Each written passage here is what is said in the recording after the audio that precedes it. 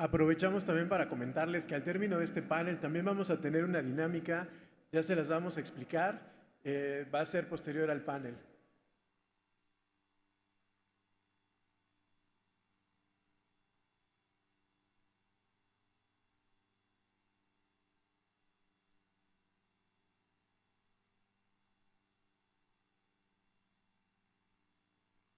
Ahora sí estamos listos. Saludamos a nuestros amigos que nos siguen a través de la transmisión y por supuesto muchísimas gracias a todos los que están aquí en el Club de Banqueros en esta mañana.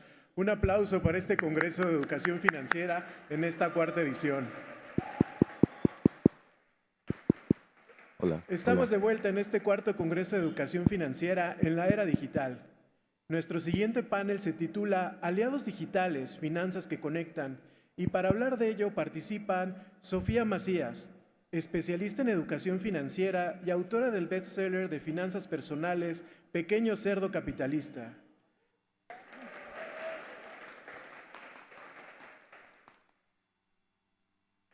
Francisco Paco Montoya, creador del podcast Finanzas y Café y asesor financiero especializado en seguros.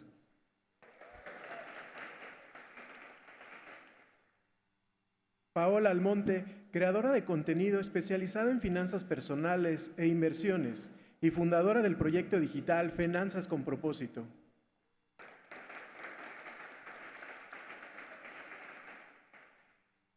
Y la moderación de este panel estará a cargo de Luis Tinajero, director de Acelera Academy y del Reto Actinver. Luis, el escenario es suyo. Muchas gracias. Gracias. Bueno, un gusto estar aquí, compartir el escenario con estos personajes, ya hablaremos más de ellos, esperaría que hubiera mucha interacción. Me pasaron un iPad para todas sus preguntas, vamos a tratar de abordarlas. Al final traigo ahí algunos temas que creo que son de interés para todos. Y les quiero pedir que también difundan, tanto a los panelistas como a los asistentes, pues la iniciativa de la Fundación Quiera, de aquí de la Asociación de Bancos de México, es una iniciativa bien interesante y creo que merece mucho la pena que todos nosotros nos sumemos. Entonces, bienvenidos, bienvenidos.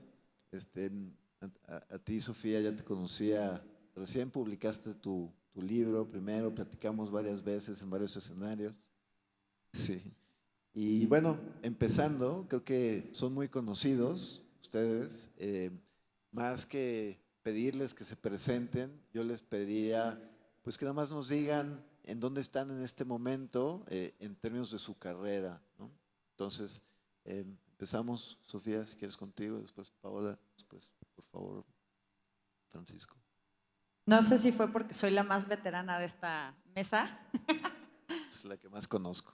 Pero justo, bueno, el blog del Pequeño Cerdo Capitalista empezó en 2008 como un hobby y creo que eso es algo muy interesante porque si yo les pudiera dar un consejo en este momento de sus vidas, aparte de que hagan el quítame lo que me lo gasto, es decir, que ahorren en cuanto reciban sus ingresos y que de verdad pongan ese dinero a invertir desde el primer momento, porque en México se puede hacer desde 50 o 100 pesos, es que tengan proyectos propios. Porque yo hacía este blog a la par que estaba estudiando todavía, tenía una chamba y muchas de las cosas que yo quería escribir para el periódico, pues como que, ay, no, esa parte, edítala de la nota porque nada más tienes 500 palabras o 200 palabras o 300 y el consejo que quieres meter, ese no, ¿no? Entonces, tener el blog era ese lugar donde yo podía aprender. Y a lo mejor puede ser un blog, a lo mejor puede ser algo en lo que te claves, un tema que te encante y puede que te conviertas en el amigo o la amiga molesta, porque yo parecía justo esa amiga molesta. Todo el mundo le preguntaba, ¿ya ahorras? ¿Ya inviertes? ¿Tienes Afore? Y mis amigos, pues evidentemente saliendo de la universidad era lo que menos les importaba. Eso pasó en 2008. Entonces muchos de ustedes creo que no estaban ni en prepri. A ver, levanta la mano el que ya había nacido. Ok, bueno, por lo menos ya habían nacido. Pero unos años después, algo que pasó es que si bien cuando yo empecé a escribir de finanzas personales, apenas empezaba lo digital, Facebook ni existía y ahora lo usan sus tías, imagínense. Cada vez hay más personas y por eso estamos sentados en este lugar y creo que parte de lo interesante es cómo ha cambiado el reto.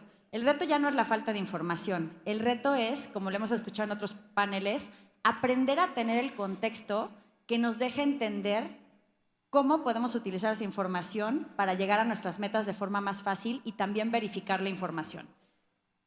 Salió el libro El pequeño cerdo capitalista, que justo alguien me encontró por mi blog. Por eso regreso a que de verdad tengan proyectos propios, a que hagan cosas que aunque al principio no sepan si les va a dejar dinero, si las van a monetizar, si va a ser la vocación de su vida, que lo intenten, que experimenten, porque solamente así van a encontrar lo que realmente ustedes pueden aportar de valor a la sociedad. Salió El pequeño cerdo capitalista, finanzas, después el de inversiones, después los libros, las agendas y el planner. Y algo pasó que yo, que me sentía súper salsa en mis finanzas, me di cuenta que por mucho que tengas presupuesto, manejes bien tu tarjeta de crédito, inviertas, a veces la vida se te atraviesa. Mi papá lamentablemente tuvo demencia cuando yo era muy joven. Cuando yo tenía como 30 años lo diagnosticaron. Y pues, por azares de la vida, mi hermano y yo nos responsabilizamos de sus finanzas, de las decisiones sobre su salud. Y ahí me di cuenta que las finanzas tienen una capita un poquito más gruesa, que es estas decisiones donde se mezcla el dinero, las habilidades financieras, pero también las emociones, la vida, las cosas que nos van a pasar a lo largo de este camino. Entonces, justo en enero sale un audiolibro que se va a llamar Finanzas para la vida adulta, que habla sobre cómo manejamos las decisiones que tienen que ver con salud, las decisiones que tienen que ver con bienes raíces, porque todos los millennials y muchos de los centennials están traumados con que es imposible comprar bienes raíces, pero ¿qué creen? Estamos en un país que con 7 pesos puedes empezar a invertir en bienes raíces a través de fibras. Entonces, muchas cosas que creemos que son imposibles no lo son.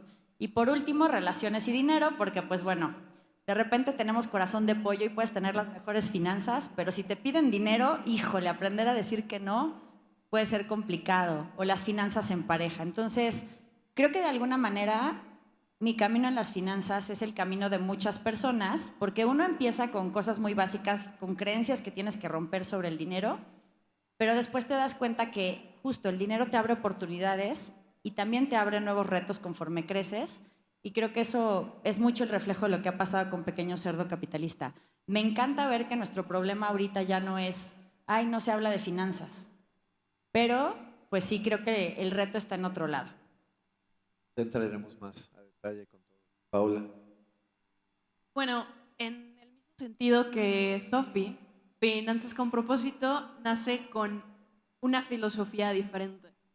Hay muchos creadores de contenido, hay varios libros, demás que nos hablan sobre finanzas personales, sobre inversiones, pero yo empecé a compartir contenido con el objetivo de que las personas empezaran a ver el dinero no como el fin, sino precisamente como una herramienta para alcanzar tanto esas metas económicas que tienes, también como los proyectos que quieres realizar.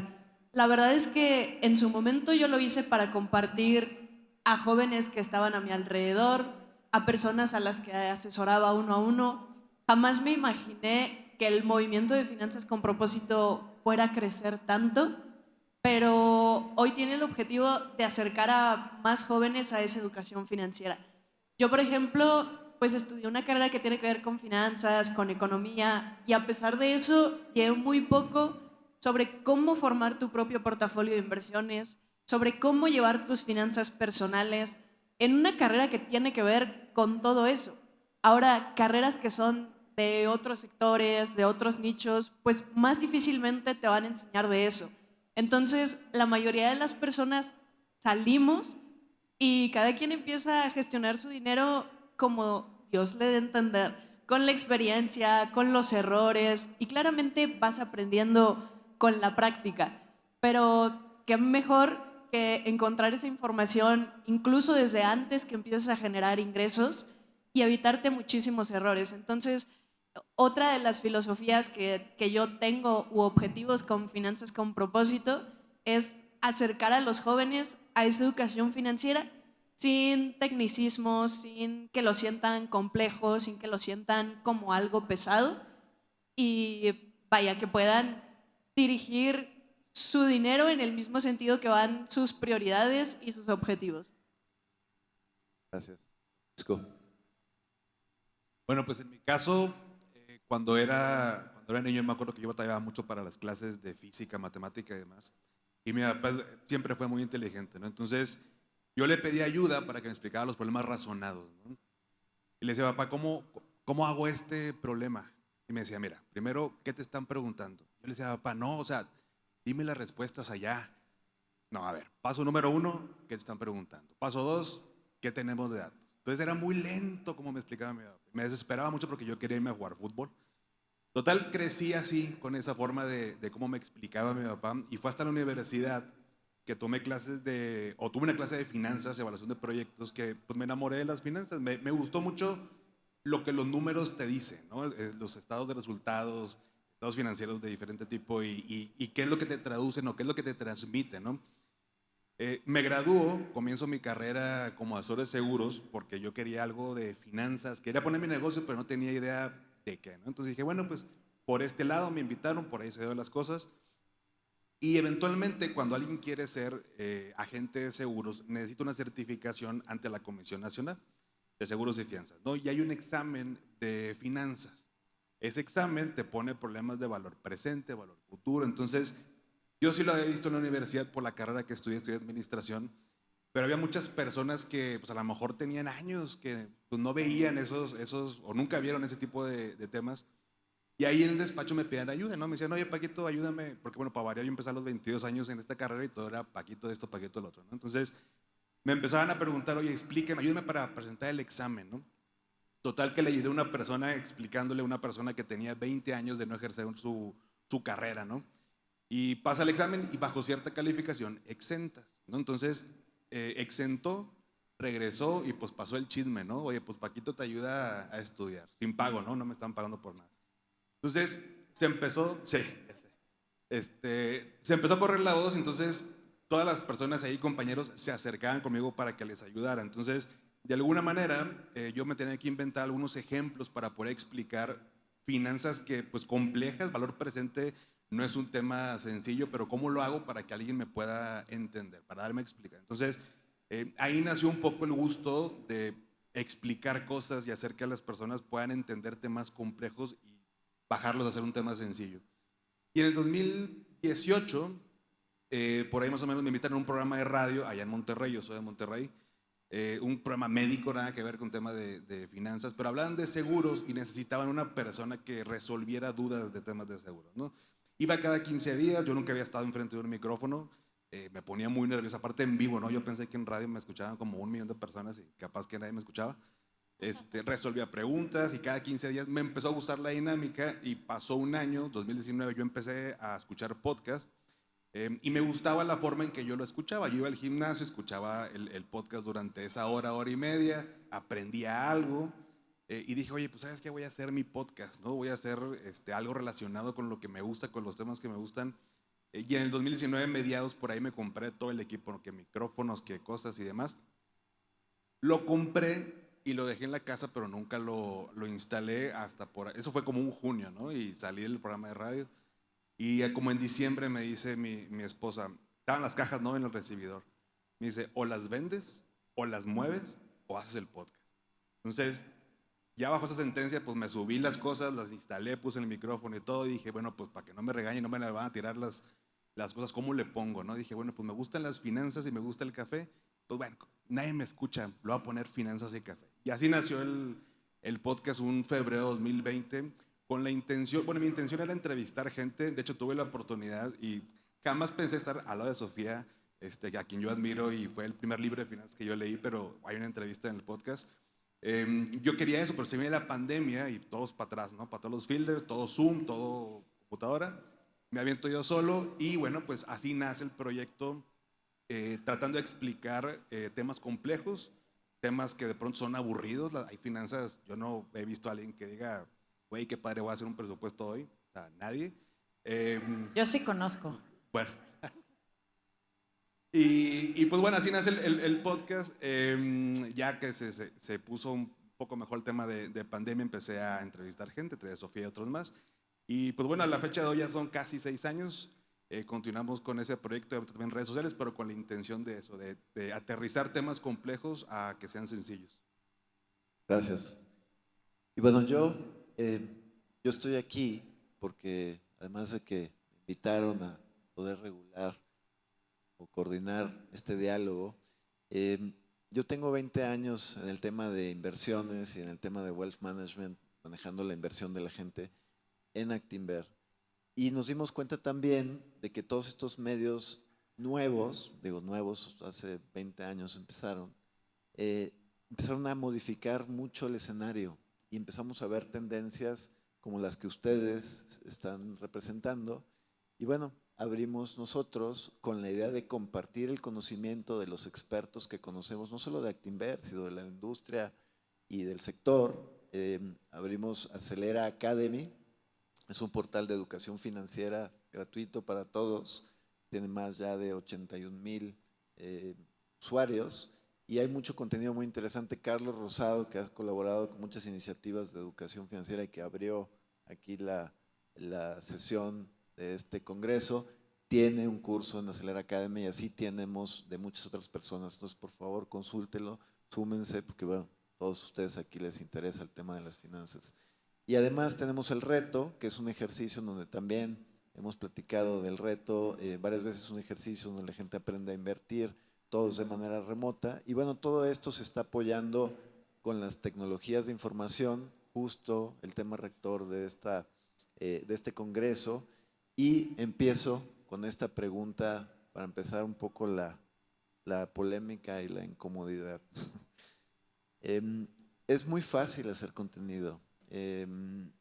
Vemos cada... ¿Esa era la polémica o cuál era la polémica? Ahí empezamos. Es fácil que alguien agarre y empiece a hacer contenido. Puede ser contenido bueno, malo, muy malo. Pero les quiero preguntar tal cual, pues tu opinión al respecto, Sofía, Paola,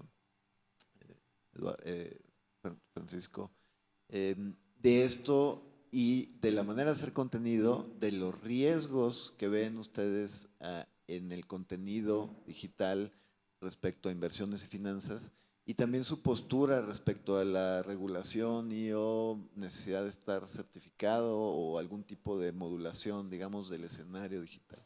Entonces, empezamos si quieres, Sofía, porque ya vi que estás muy reactiva en la pregunta.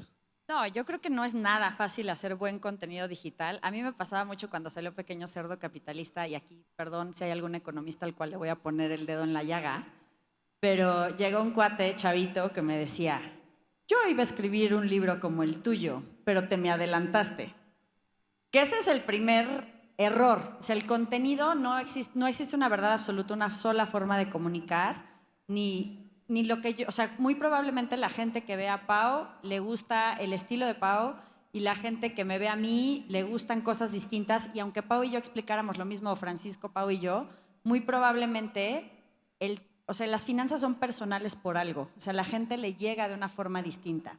Entonces, esa creo que es una primera fase. Pero la segunda es que creo que hay una habilidad muy diferente en el tema de tener el conocimiento y tener la divulgación. Total, que llegó este chavo economista y me dijo que iba a escribir el libro, pero que le había ganado el tema, ¿no? Y yo como si las finanzas fueran mías, ¿no? Entonces le dije, ok, vamos a hacer un pequeño reto. Había un montón de gente, era una fiesta de periodistas, estudiantes de periodismo la mayoría. A ver, explícales el coeficiente de Gini. Y yo se los explico también. El coeficiente de Gini mide la distribución de la riqueza entre el primer decil y en el último decil. Y yo, ¿le entendieron algo? No. A ver, el coeficiente de Gini es un número que te dice qué tan igual o desigual es la riqueza en un país, ¿no? Entonces, entre más cercano a cero hay mayor igualdad y entre más lejano a cero hay mayor desigualdad. ¿Lo entendiste? Sí. Entonces, fácil hacer contenido no es, ¿no? Entonces, creo que, pero, a ver, ojo, en el tema de si alguien tiene que estar certificado o no, yo creo que en China está sucediendo. O sea, justo acaba de salir una noticia de que para hablar de finanzas, de salud y no me acuerdo qué otro tema especializado, tienes que tener un título, y creo que es bueno que tú busques cuáles son las credenciales de la persona a la que estás escuchando, pero sobre todo creo que hay dos temas muy importantes a la hora que consumimos contenido. Primero, ir a las fuentes originales. Ya la verdad, ChatGPT nos ha hecho muy flojos, entonces ponemos la información y no checamos de dónde viene. Probablemente por mi formación, yo soy periodista originalmente, después estudié una maestría en finanzas, bueno, en administración de negocios, pero creo que la verificación de la información, ir a la fuente original, porque a mí me pasaba, leía notas que eran el refrito del refrito del refrito del refrito y se hacía teléfono descompuesto. Entonces, eso como usuarios lo tendríamos que hacer siempre. Y la segunda es el tema de los incentivos. Cuando tú estás consumiendo un contenido, ya cada vez está más regulado que hay una diferencia entre información o educación financiera y publicidad.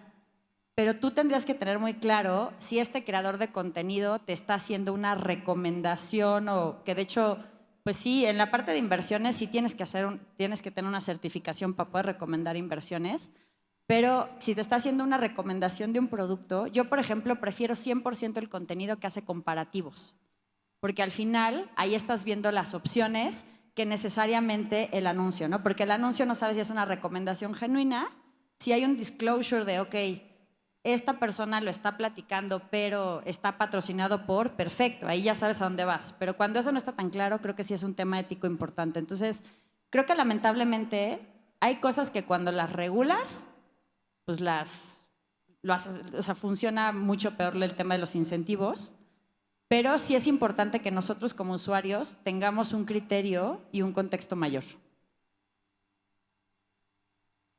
Sí, pues creo que voy a hablar desde los dos lados, tanto como creador de contenido como quien consume ese contenido. Porque no pasa solamente en el sector financiero, pasa en todos los sectores y con todo tipo de contenido. También te puedes encontrar con nutriólogos que te hablen con la verdad y te encontrarás el nutriólogo que te diga que vivas con una dieta de lechuga y pechuga de pollo y ya está, ¿no? O sea, también como usuarios nosotros tenemos que, como lo decía Sofi, buscar más información al respecto y en el sector financiero, siempre se los digo, tomarlo siempre como fines educativos. O al menos yo hago mi contenido siempre de esa forma. En mis videos donde a lo mejor hablo de algún tipo de inversión o doy algún consejo específico sobre eso, siempre aclaro que hagan su propio análisis, diversifiquen, etcétera, etcétera, porque al final no sabes quién está del otro lado de la pantalla, ¿no? No sabes las metas de la persona que está del otro lado, no sabes su perfil de inversionista, no sabes muchas cosas. Entonces, siempre lo hago yo con fines educativos y de nuestro lado como usuarios, pues está el tomarlo de esa misma forma y a lo mejor contrastarlo con lo que dice otro creador de contenido, con lo que dicen las fuentes oficiales, etcétera, etcétera. Simplemente ser cuidadosos con lo que escuchamos y claramente pues también a quién escuchamos, ¿no? No nada más solo porque, ok, vi un video y se ve que tiene sentido, ya voy y lo aplico, ¿no? También está bien meterse al perfil del creador, investigarlo, ver otro par de videos, compararlo, consultar información, etcétera. Yo creo que la pregunta más recurrente que me hacen estos casi 6 años es, Paco, ¿dónde me conviene invertir? Y sus derivados, ¿no? La mejor inversión. ¿Cuál es la mejor inversión? Y la respuesta que buscan las personas es esta. O sea, quiero que Paco me diga que esto es.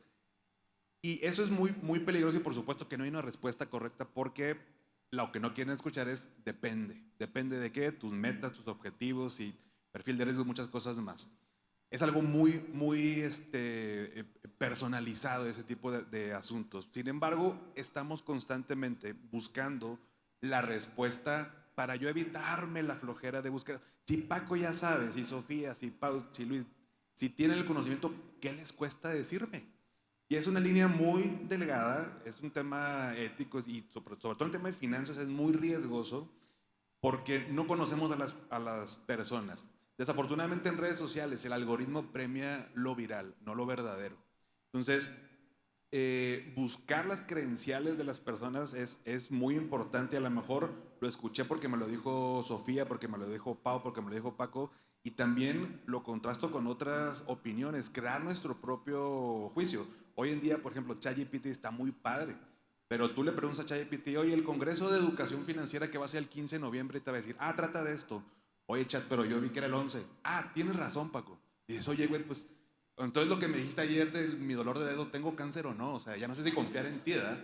Digo, es un ejemplo medio absurdo, pero descargamos nuestra confianza hoy en día en una inteligencia artificial, en un creador de contenido.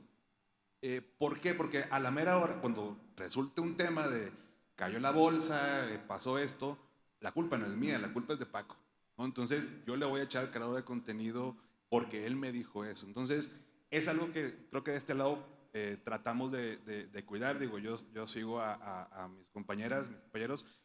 Sé que lo hacen, de pronto no es la respuesta que esperamos, pero sí es un riesgo muy importante y sobre todo ser transparentes a la hora de comunicar.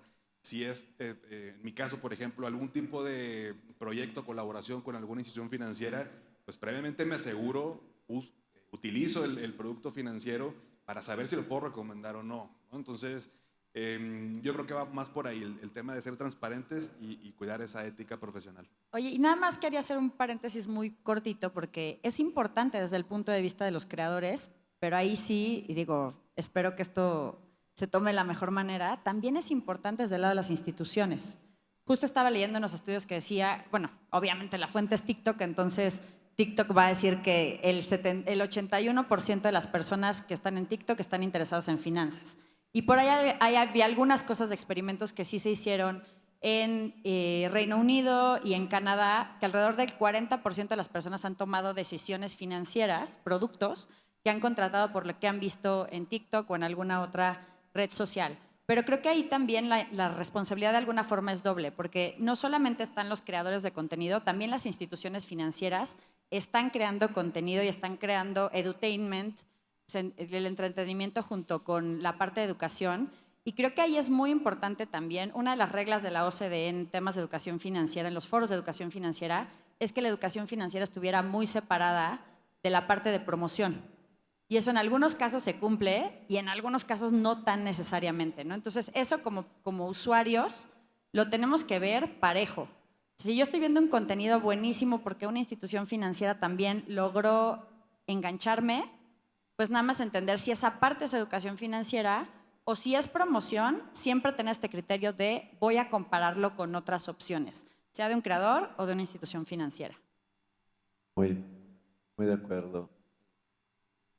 Hola. ¿Ya? ¿No? Hola. Hola. Ya está. Sí. Hola. Bueno, sí, justo en los últimos años, en el sector financiero y en el tema de la asesoría en inversiones, es bien frecuente cada vez encontrar personas que han tomado malas decisiones por información que ven en las redes. Porque son instituciones no reguladas, ¿no? Mencionaban validar la fuente de la información, una institución regulada, y también pues poder distinguir en lo que es venta dura y educación. Entonces creo que es muy, muy pertinente. Y mencionabas, Paco, un tema que quisiera también compartir porque es una de las preguntas. ¿Cómo están siendo ustedes afectados y cómo ven el futuro con el tema de la educación financiera en el contexto de inteligencia artificial? Si quieres empezar ahora, Paula, o Sofía, o Paco, quien sea. Pues mira, yo creo que estamos viviendo un momento muy padre con el tema de la inteligencia artificial. Yo en la universidad aprendí un concepto en una clase, no recuerdo cuál, pero se llamaba GIGO, que es Garbage In, Garbage Out. Si tú a un sistema de información le metes basura, te va a arrojar basura, ¿no? Y pasa lo mismo con la inteligencia artificial y con ChatGPT. Si yo no sé qué preguntarle, pues no me va a dar la respuesta que estoy buscando. Y justo lo platicaba con mi esposa el otro día, que, oye, ¿qué es que el ROA y que el estado financiero y que las razones financieras? Digo, si una persona utiliza ChatGPT para preguntarle en qué acciones invertir, tal cual, te va a dar una lista, pues a lo mejor de lo que encontró en tendencia ahí de pronto de algún tipo de acción. Pero si tú le preguntas, oye, pero que me dé una beta de entre 1 y 2, cambia la cosa. ¿Cómo sabes que le tienes que preguntar ese tipo de cosas? Aprendiendo sobre temas financieros. Entonces, si tú no sabes qué preguntar, te va a arrojar cualquier resultado. Entonces, creo que el tema de la inteligencia artificial es un gran aliado, inclusive yo pago por cosas que tengan, digo, además de ChatGPT, porque me hace más eficiente en mi trabajo, en los procesos que hago. Yo compro tiempo al utilizar la inteligencia artificial y creo que en tema de finanzas nos va a ayudar a eso, no para confiar ciegamente en lo que me diga ChatGPT, pero saber, en vez de, oye, me voy a aventar todo el libro del inversor inteligente para saber cómo invertir, pues a lo mejor te va a dar un tiempito, pero si sabes, si poco a poco vas aprendiendo y sabiendo utilizar esas herramientas, creo que va a ser, sí, o sea, sí va a aumentar la educación financiera en nuestro país de una manera muy importante, de manera exponencial estos siguientes meses o años, ¿no? Yo creo que en la parte de conocimiento no sustituye, complementa. Y en la parte de talacha financiera, o sea, ejemplo, para las cosas de administración, obviamente cuidando toda la parte de datos personales, a lo mejor procesando la información y quitándole tu número de cuenta, usuario y todo eso, pero si tú le subes el TXT, o sea, el archivo en texto de tus gastos del mes, ahí sí le puedes decir, a ver, dame ideas para recortar o para ahorrar X cantidad porque mi meta es tal. El problema es cuando queremos que de verdad sustituya nuestro cerebro o el contexto que tenemos que tener. Pero si nosotros lo utilizamos como, ok, si ya voy a hacer esta tarea, ¿cómo se podría hacer más rápido? Hay muchísimas formas en las que creo que te ayudan en tus finanzas en el día a día y que te pueden ayudar incluso para hacer ciertos sistemas, y no solamente a nivel personal, también, obviamente, si tienes un pequeño negocio, si estás emprendiendo con algo, pues cosas tan básicas como el costeo de un producto o incluso ciertas ideas de contenido para llegar un poquito más lejos con una cierta idea, pulirla y demás, pues puede ser realmente una gran estrategia, ¿no? O sea, nosotros justo a los alumnos de retos financieros del curso de Pequeño Cerdo Capitalista les pusimos este ejercicio básico de, a ver, si tú eres muy flojo para hacer tu presupuesto, pues a lo mejor dale las bases de lo que necesitas para tu presupuesto y que te ayuda a armarlo y te ayuda a irlo revisando. Y eso sí que puede ser una gran herramienta, pero el problema es que efectivamente alguien que está programado para darte el avión y para alucinar y completar, o sea, el de si no lo sabe lo inventa, que es básicamente un poco lo que pasa con los Large Language Models, aunque se vayan volviendo mejores, pues si tú tuvieras un amigo que siempre te va a decir que sí estás bien y que si no sabe te lo inventa, ¿le confiarías todo? Probablemente querrías tener mejor contexto para utilizarlo mejor. Pero si fuera una máquina para resolver las cosas, te lo hiciera muy rápido cuando le das la información correcta, pues tampoco es que le dejarías de hablar, ¿no? Entonces, creo que ahí es donde está un poco el tema del balance. Yo recién leí una frase que me hizo mucho sentido. Dice por ahí que la inteligencia artificial no nos va a reemplazar, más bien te puede reemplazar aquel que sepa utilizar mejor que tú la inteligencia artificial. Entonces, no creo que desplace al asesor financiero, simplemente creo que es una herramienta más. A ver, tanto para el asesor como también para la persona. Justo te puede ayudar a lo mejor con un par de cosas a mejorar tus finanzas personales, tal vez mejorar, pulir un poco tu portafolio de inversiones, pero como bien lo decía Paco, claramente tú también tienes que educarte previamente, tienes que buscar previamente esa educación financiera. Punto número 1, para saber qué preguntarle, y punto número 2, para saber si la respuesta que te está dando, pues realmente la vas a aplicar o no. Es como lo que comentaba hace rato cuando ves un video, no solamente, ok, ya me salió un TikTok que dice que haga esto y tal, y vas y tomas esa decisión así a ciegas. Lo mismo con la inteligencia artificial. Y creo que sí tenemos que hacernos mucho más responsables en las decisiones que tomamos acerca de nuestro dinero. Vaya, a veces tomar decisiones con esquemas donde nos prometen altos rendimientos, donde todo se escucha bonito y donde no hay riesgos, las toman así tan sencillo como, sí, ya, toma todo mi dinero. Y cuando a veces vemos un buen consejo o algo regulado, algo bien, ahí es donde dudamos, ¿no? Y decimos, no, pero ahí sí empezamos a hacer un montón de preguntas. Creo que siempre deberíamos de ser así. Digo, al final pues nos cuesta tiempo de nuestra vida ganar ese dinero como para tomar decisiones a la ligera. Entonces, la inteligencia artificial es una herramienta, pero tampoco tiene toda la verdad y no sustituye tampoco al asesor financiero. Gracias. Es indiscutible el tiempo tan interesante que estamos viviendo. Hay grandes transformaciones. Y también, ¿no? Desde la pandemia, bueno, en la pandemia las cuentas de, por ejemplo, criptomonedas, pues superaron a la de cuentas de intermediación bursátil de casa de bolsa, ¿no?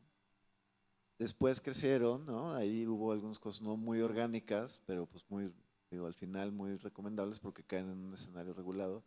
Pero creo que estamos presenciando un cambio extraordinario y que estén aquí ustedes y ustedes también como auditorio, pues ya a mí me parece evidente que ya estamos pasando el punto de inflexión y que ya el diálogo es diferente, ¿no? Como decían. Hay dos preguntas que me parecen muy buenas, las voy a tratar de sintetizar. Tal cual les quiero preguntar, en el contexto de finfluencer, de creador de contenido de finanzas, ¿cuál ha sido el fracaso más grande que han tenido o cuál es lo más difícil que tienen que hacer para poder continuar dando este valor? ¿Quién se avienta? Sí. ¿Qué dificultad, qué es lo más difícil de tu trabajo o el error más grande que has tenido que te ha hecho aprender? ¿Alguien? Pues yo creo que para mí el reto más grande sigue siendo el simplificar la parte técnica de las finanzas y de las inversiones, pero sin que pierda veracidad o seriedad, por así decirlo.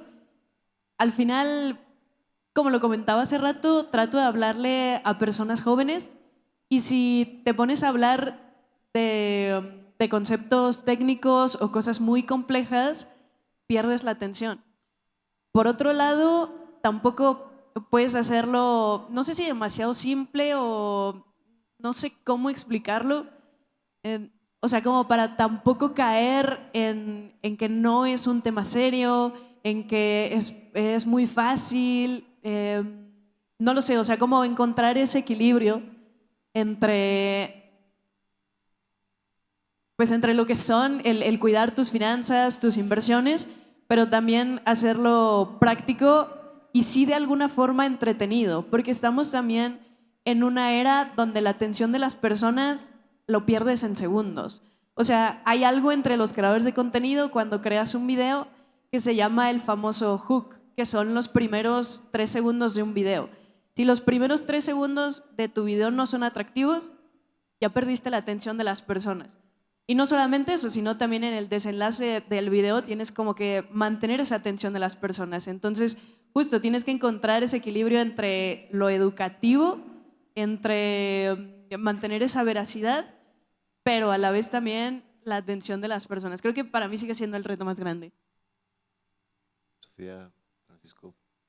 O sea, en mi caso, como justo teníamos tanto tiempo creando contenido, llegó un momento en el que sentíamos, igual y ya no está resonando tanto. Y también a veces tienes que entender que cada quien tiene su especialidad en la forma en la que creas contenido, ¿no? O sea, por ejemplo, a mí se me da mucho mejor la parte de escribir libros y se me da mejor el contenido largo que el contenido en redes. Y también es muy cierto que, otra vez regresando a la primera idea, todo el mundo, o sea, aunque las bases de las finanzas pudieran ser iguales para todo el mundo quiere que sean para mí, ¿no? O sea, para mí que soy generación Z, o para mí que soy generación X o millennial, o para mí que soy emprendedor, o para mí que soy estudiante, porque al final esas cosas resuenan más. Entonces, creo que para mí el tema de en algún momento tomar una pausa para, en lugar de crear solamente lo que nosotros queríamos hacer y empezar a escuchar otra vez a la audiencia, porque al final así fue como surgió Pequeño Cerdo Capitalista. Pequeño Cerdo Capitalista surgió de un blog y los mejores contenidos, los mejores posts venían de las preguntas de las personas, no eran cosas que se me ocurrían a mí. Entonces creo que hubo algún momento en el que sí teníamos ese bache donde sentíamos que, bueno, pero es que esto sí es algo que tienen que saber y si es valioso, pues sí, pero no estaba haciendo clic. Y a veces esa parte también tienes que entender que cada generación es diferente, cada generación tiene diferentes, pues, retos, habilidades, a veces va a haber diferentes preguntas. A mí, por ejemplo, me daba mucha curiosidad cómo la generación Z están volviendo a ahorrar en sobres, ¿no? O sea, que eso es súper de las tías y de viejitos.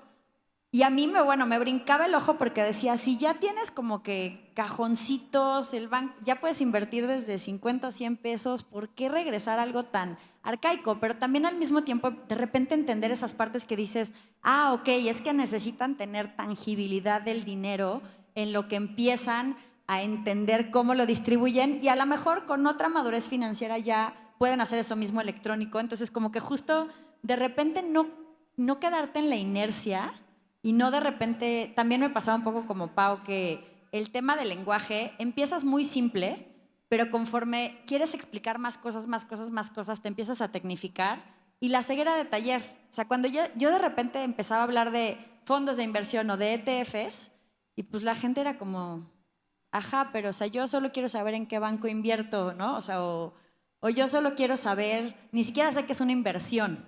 Entonces, creo que poder bajar eso y el reto de conectar sí es importante porque en algún momento sí sentimos como que eso de, híjole, ¿sí vamos por aquí o ya de plano, ya estoy muy tía, ya siéntese señora?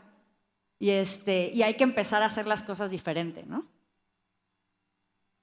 En mi caso, fíjate que el otro día estaba enojado porque hacer un video para mí en la partida es muy complicado porque qué el guión, qué editar. Pues yo no sabía nada cuando empecé a sacar contenido. Entonces hice un video, no me acuerdo, creo que era cómo la fecha de pago, fecha de corte, diferencias, hago el guión, luego me grabo, luego lo edito, lo corto y demás. No me acuerdo cuántas views.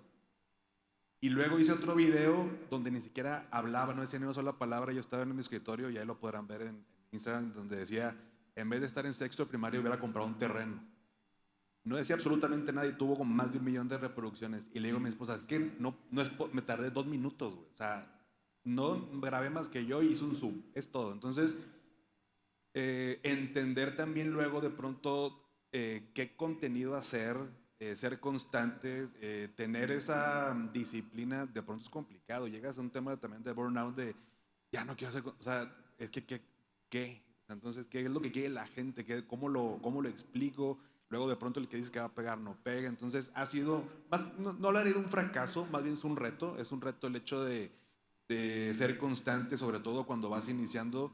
Hoy en día, afortunadamente, y gracias a Dios, tenemos para el podcast, por ejemplo, como Sofía, yo me siento más a gusto en contenidos más largos porque si escuchan algún episodio de mi podcast, pues yo me echo el cafecito y yo quiero que la gente sienta que se está echando un café conmigo y a veces cuento algo que me pasó en la semana y haz de cuenta que me estoy echando el chal con alguien, ¿no? Entonces yo soy más a gusto así, tenemos ya un productor que medita y que me hace toda esa parte después de 5 años, por supuesto. Entonces el reto ha sido ese, ser constante, entender a la audiencia cuáles son sus necesidades, de qué manera es la mejor manera de aprender. De pronto van a ver, ahí también me he puesto una peluca, parezco Eugenio Derbez, el de Óigame, ¿no? Inventé un personaje que se llama Godínez. Bueno, me gusta también hacer reír a la gente, ¿no? No es un tema de comedia mi cuenta, pero esa parte de entretenimiento creo que es lo que me gusta a mí y trato de lo que yo consumo, hacerlo también para mi audiencia. Pues bueno, esto resume también algunas preguntas de personas que también están empezando a hacer contenido y preguntaban cuáles son sus recomendaciones. Pero para cerrar, porque creo que ya estamos cerca de la hora, quisiera preguntarle muy rápido a cada uno de ustedes pues la recomendación, que también trato de resumir varias preguntas. Hay varias preguntas de temas de pues qué hacer, cuál es el primer paso, si hay algún tema de diferencias por áreas y regiones en México, si nunca lo he hecho, temas de inversión para mujeres, etcétera, etcétera. Pero creo que todo esto se podría pues tratar de sintetizar con que cierren con una recomendación para todos los que están aquí tratando de enterarse más del tema financiero y de inversiones. Entonces, ¿cuál sería su mensaje de cierre? Bueno, para mí el dinero sí nos da felicidad, no es un fin, es un medio. Creo que buscar esta tranquilidad financiera. Hoy vivimos en un mundo de por sí estrés de todo tipo, ¿no? Trabajo y otro tipo de relaciones y demás. Y el dinero no puede ser un estrés más. Y vivir en estrés financiero lleva consigo muchas otras cosas. O sea, al final del día luego no es el calzón tirado que te hizo el problema con tu esposa, no fue por lo que te divorciaste, fue las deudas que traías cargando y el estrés que explotó en cualquier cosa mínima, ¿no? Entonces, buscar esa tranquilidad es a través de educación financiera, de aprender a manejar nuestro dinero. También hace ratito decían, aprender a gastar, ¿no? Si no nos enseñaron a invertir, tampoco nos enseñaban a gastar y también eso da mucha paz. Entonces, invitarlos a seguir aprendiendo, a estar abiertos, obviamente seguir creadores, creadoras tan buenas como mis compañeros están aquí para, pues obviamente ir contrastando, agarrar consejo de todo el mundo y en la medida de lo posible, pues mejorar primero nosotros para estar bien con los demás. Paula. Ya. Vale, yo creo que es muy importante aprender a manejar tu dinero, aprender a invertir, hacer un presupuesto, etcétera, pero creo que hay algo mucho más importante. Yo tengo un programa educativo también que se llama El Mapa del Inversor y antes de llevar a las personas a toda esta parte de organizar tus finanzas, aprender a invertir, hay un módulo 0 que se trata de la mentalidad. Creo que lo más importante es primero trabajar las creencias que tienes acerca del dinero.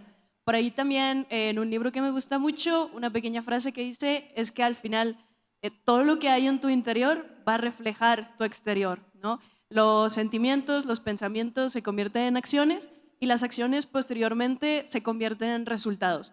Entonces, si tú tienes creencias erróneas sobre el dinero, y muchas personas crecimos así, creciendo con creencias como que el dinero es malo, que la única forma de obtener dinero es trabajando y trabajando, y alrededor del dinero hay muchas creencias, por eso también es como un tema cliché. Entonces, primero trabajaría yo mi mentalidad acerca del dinero, porque también muchas veces creemos que, bueno, aprender a invertir o ordenar mis finanzas ya cuando tenga más dinero, o para personas que son ricas y tal, y no es así.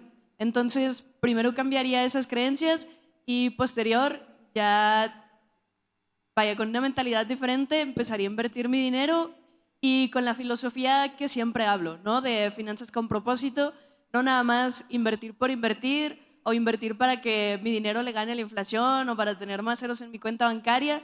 Detrás de todo eso, como decía Paco, pues el dinero es un medio y vaya, es ese medio para lograr esas metas económicas, esos objetivos que tenemos y que al final también nos van a ayudar a crecer como personas.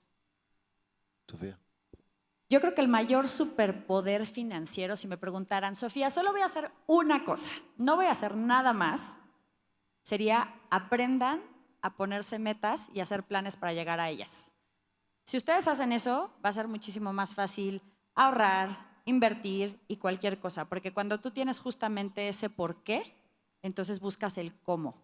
Entonces, si a mí me preguntan, y de hecho ni siquiera me lo pregunten a mí, busquen estudios que tengan que ver con economía del comportamiento y la respuesta tiene mucho que ver en las metas. Y en este mundo, lo que menos nos enseñan es a conocernos a nosotros mismos y conocer nuestras metas y nuestras prioridades. Así que si ustedes se toman en ese tiempo y se salen del ruido exterior, se salen porque ahorita creo que ustedes tienen más comparación de lo que ha tenido nadie en su historia. O sea, cuando nosotros nos teníamos que comparar con alguien, pues te podías comparar con tus cuates de la escuela y a lo mejor a veces con las revistas, ¿no? o los programas de televisión. Ustedes tienen la comparación en la palma de su mano y eso puede generar mucha confusión de qué queremos realmente. Entonces, tómense el tiempo para pensar qué es lo que quieren, cuáles son sus metas y eso les va a ayudar a ordenar todo el resto de sus finanzas. Y si algo más le tienen que agregar a eso, es que no ajusten sus sueños a sus posibilidades, sino que siempre vean cómo crecer esas posibilidades para financiar cualquier sueño que ustedes quieran lograr. Muchas gracias. Pues para cerrar, yo también, resumiendo, les diría a todos que sigan cuestionando y dando sus pasos en el tema de finanzas personales e invirtiendo. En lo personal creo que es lo más difícil, dar el primer paso. Entonces los invito a todos y creo, como les decía, ya pasamos el punto de inflexión y por eso estamos en este diálogo. Muchas gracias. Gracias Paula, Sofía, Paco, y gracias a todos por tu atención y gracias a la ABM por esto. Muchísimas gracias a este panel, gracias a los panelistas por compartir con nosotros su conocimiento y ampliarnos nuestra visión sobre las finanzas.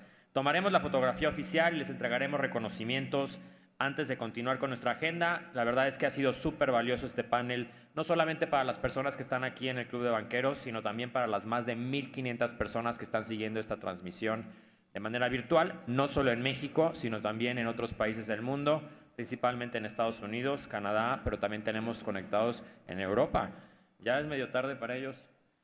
Ya es la hora del almuerzo, entonces pues siempre caerá bien algo en particular.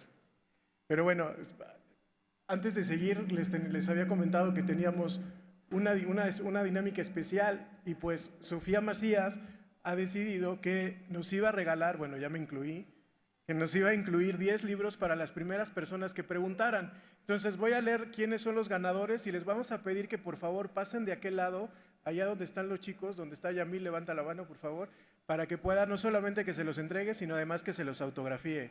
Entonces nuestra primera ganadora es Luna Rubio, Pamela Rico, Ana Karen, Nancy Peralta, Luis Chagoya, Karina Jiménez, bueno Jesús, espero que no sea el señor, Miguel Ángel Frida Gaitán, y Sofía Viloria. muchas felicidades, les pedimos que pasen de aquel lado para que Sofía les pueda firmar su libro. Y seguimos aquí regalando cosas y seguimos aquí, además de todo el contenido de educación financiera, nuestros amigos de Quiera se están portando super cuates y ahorita otra vez van a lanzar, más bien van a regalar otra de las playeras de la selección nacional. ¿Y a cuántos lo quieres hacer, Fer? ¿A cuántos boletitos. Al segundo, yo creo, para no hacerlo tan largo, porque ya tendremos que seguir con nuestro siguiente panel. Y pues muy bien, aquí están nuestros amigos de Quiera, ahora ya está la tómbola más grande y al segundo, la mano santa de Fer. A ver, no se me vayan porque ya vamos, no tenemos break, ya vamos al siguiente panel. El primero, que es el que no salió, es Sergio Ortiz. Sergio, si estás aquí, perdón. Silvia se ganó la playera. La ganadora, me encanta, la ganadora es Alexa Montenegro Soriano. Está aquí Alexa Montenegro Soriano. Ahí está, muchas Ahí felicidades, está, pásale, felicidades, por favor. muy bien. Muchas felicidades. ¿Es la última? Ah, todavía. Otro pilón más. Esta que sea la primera. ¿Te late, Fer? Va, la primera. Y ya, con esto ya terminamos. Ya se acabaron todas las playeras de la selección, mana. Ya. Mil gracias a todos por participar. El ganador. Yair Valdivia. Ah, pues mira, felicidades. Pasa Felicidades, por tu playera. Yair. Y bueno, antes de continuar en lo que llegan nuestros panelistas, agradecemos nuevamente a Actinver, Nubank, Banamex y B por Más por sus aportaciones para este congreso.